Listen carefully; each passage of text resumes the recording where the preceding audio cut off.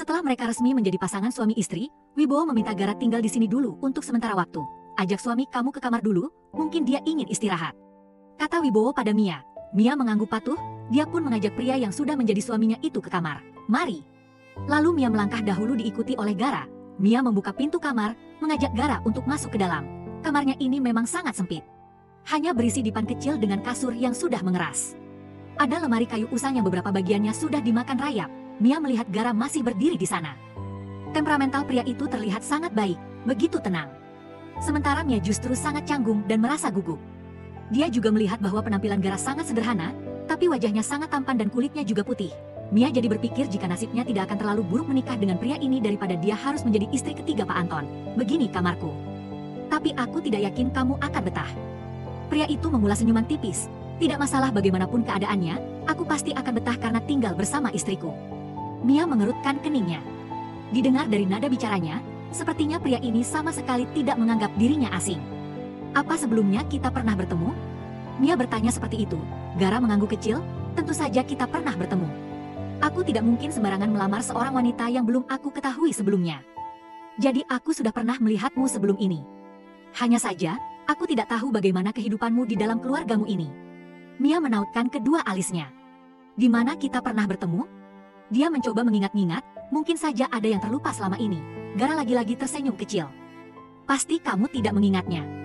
Pada saat itu aku melihatmu, tapi kamu tidak melihatku. Mia memang tidak bisa mengingat suatu momen. Kemudian dia beranggapan jika mungkin kabar tentang ibunya yang sedang mencarikan jodoh untuk dirinya sudah menyebar kemana-mana dan sampai pria ini mendengarnya lalu datang untuk melamarnya. Baiklah, tidak masalah apakah kita pernah bertemu atau tidak sebelum ini. Sekarang, sebaiknya kamu mandi dulu. Aku sudah mandi di tempat kerja. Aku ingin istirahat saja. Boleh kan, jika aku tidur di sini? Gara menepuk kasur keras yang sudah didudukinya. Mia tentu tidak bisa merasa keberatan. Pria ini sudah menjadi suaminya. Dia mengangguk kecil, istirahat saja. Aku ingin mandi dulu. Baru saja dia membalikkan badan untuk ke kamar mandi. Gara memanggilnya, Mia. Ada apa? Mia menoleh.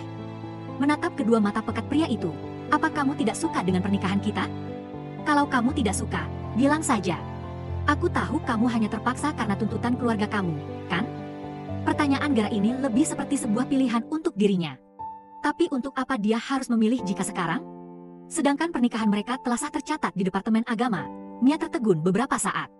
Meskipun dia memang lumayan tidak menyukai pernikahan ini, tapi mau bagaimana lagi, sekarang dia sudah resmi menjadi istri pria yang sedang duduk di tempat tidurnya itu.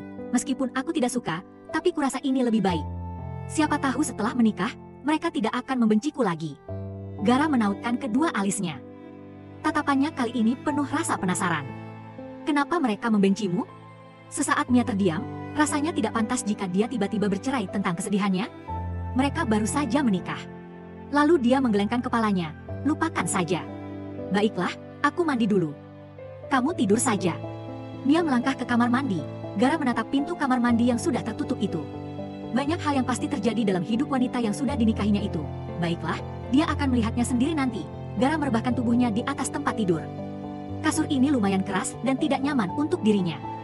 Saat Mia keluar dari kamar mandi, dia melihat Gara sudah terlelap. Dia menatap pria itu sedikit lebih dekat sekarang. Semakin dilihat, pria itu terlihat semakin tampan. Rambutnya sedikit panjang dan diikat dengan karet ke belakang. Mia mencoba mengingat, apakah benar pernah bertemu dengan pria ini sebelumnya. Tapi sepertinya memang belum pernah. Malam sudah larut, Mia bingung mau tidur di mana. Lantai kamarnya ini sangat sempit jika harus tidur di bawah, tidak ada sofa yang tersedia juga. Dengan hati-hati dan ragu, dia naik ke atas tempat tidur lalu merebahkan diri di samping Gara. Gara menggeliat, dia membuka matanya perlahan. Awalnya dia linglung sebentar, tapi segera sadar jika saat ini dia sedang berada di kamar Mia. Dia bangun, melirik jam dinding. Ini masih sekitar pukul 4 pagi, Gara merasa tubuhnya ngilu-ngilu. Punggungnya juga sedikit sakit. Mungkin karena tempat tidur yang ditidurinya semalam sangat keras. Tubuhnya belum terbiasa, dia menoleh ke samping, dia tidak lagi melihat Mia di sampingnya. Tengah malam tadi dia sempat terbangun, dia melihat Mia tidur meringkuk di sebelahnya. Gara menoleh ke kamar mandi. Pintunya sedikit terbuka menandakan tidak orang di dalamnya. Padahal ini masih sangat pagi, lalu kemana dia pergi? Lalu Gara turun dari tempat tidur, dia membasuh muka terlebih dahulu kemudian melangkah keluar kamar untuk mencari keberadaan istrinya. Begitu Gara turun, dia melihat istrinya sedang membungkuk di ruang tamu. Ada kain pel di tangan kirinya. Gara tertegun melihat itu kemudian menghampiri.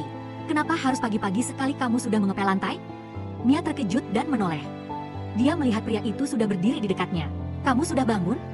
Ini masih sangat pagi, kembalilah tidur. Kalau aku, memang harus begini.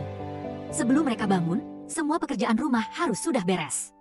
Gara menatap punggung Mia yang melangkah ke arah dapur. Dia mengabaikan perintah Mia tadi dan mengikuti istrinya itu. Dari tempat dia berdiri sekarang, Gara bisa melihat bagaimana kesibukan gadis itu. Dimulai dari membereskan meja makan yang berantakan, menumpuk cucian piring dan mencuci semuanya. Setelah semua pekerjaan itu beres, Mia masih harus memasak sarapan untuk seluruh anggota keluarga. Lalu pergi ke belakang untuk mencuci baju seluruh penghuni rumah ini, sementara orang-orang di dalam rumah ini masih terbuai mimpi dalam selimutnya masing-masing. Bukan sehari dua hari ini saja Gara melihat kegiatan istrinya di rumah ini, begitu juga perlakuan mereka pada Mia. Bisa dibilang Mia diperlakukan lebih seperti pembantu oleh keluarganya sendiri. Dada Gara terasa sesak rasanya, dia merasa tidak tega. Pada suatu hari ketika dia melihat Mia dengan setumpu pekerjaan, dia berinisiatif untuk membantu. Biar aku bantu ya. Dia mengambil sapu dari tangan istrinya. Mia menoleh, pergilah mandi dan berkemas. Nanti kamu bisa kesiangan. Bukankah kamu harus berangkat bekerja? Tidak apa-apa. Aku akan berangkat setelah semua pekerjaanmu beres. Mia menjadi terharu. Selama ini selain ayahnya, tidak ada yang peduli lagi padanya. Ayahnya sekarang sudah mulai sakit-sakitan dan hanya bisa berdiam di dalam kamar, tidak bisa lagi membela atau melindungi dirinya lagi. Pria ini semakin hari semakin menunjukkan perhatian padanya. Terima kasih. Mia mengucapkan kata itu dibalas senyuman Gara yang bisa menenangkan hatinya. Tidak masalah, karena kamu istriku. Sudah kewajibanku untuk membantumu. Mendengar ucapan Gara, angan Mia seakan melambung.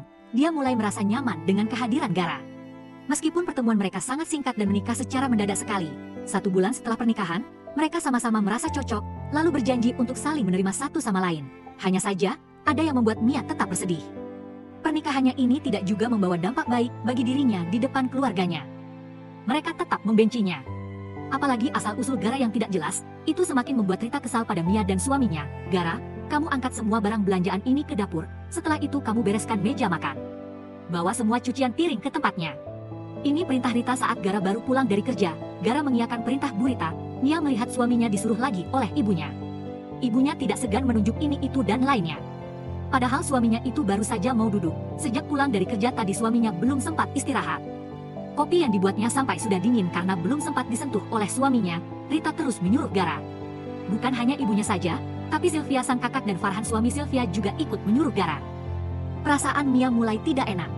Rasanya dia tidak rela suaminya disuruh-suruh bahkan dianggap seperti pembantu di rumah orang tuanya sendiri. Bukankah Gara juga adalah menantu laki-laki di rumah ini sama seperti Farhan? Seharusnya mereka bisa sedikit menghargainya. Tapi mereka malah memandang rendah suaminya. Apa karena suaminya bukan orang kantoran seperti suami Sylvia dan calon suami Dinda, tetapi tidak seharusnya mereka semena-mena memperlakukan suaminya seperti itu.